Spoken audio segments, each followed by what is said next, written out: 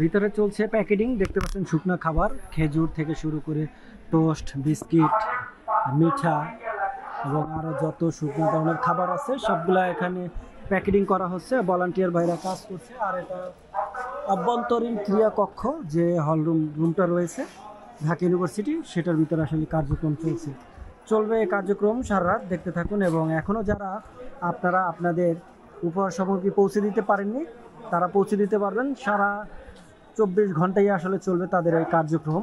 শিক্ষার্থীদের যতক্ষণ আছে ততক্ষণ এই কার্যক্রম করবে। তো যারা এখনও দিতে পারেননি তারা নিয়ে আসুন এবং আপনারা শিক্ষার্থীদের কাছে পৌঁছে দেন। তারা আপনাদের এই বন্টনগুলো পৌঁছে দেবে। সারাদিন চলছে শিক্ষার্থীদের কাজ।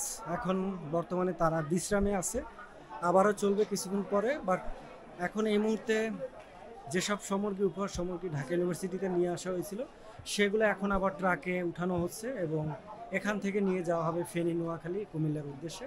তো তাদের কার্যক্রম 24 ঘন্টাই চলবে। যারা এখনও আপনারা আপনাদের উপহার সামগ্রী পৌঁছে দিতে পারেননি তারা আক্ষেপ রাখবেন না, তারা নিয়ে আসুন।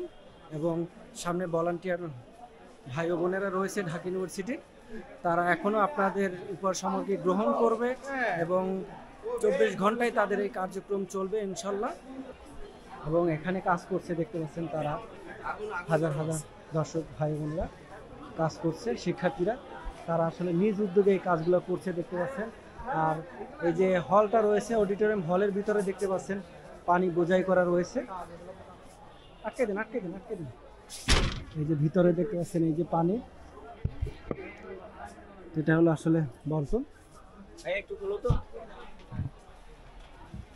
চলবে এই কার্যক্রম 24 ঘন্টা। এটাই হলো আমাদের সোনার বাংলাদেশ। Thank you.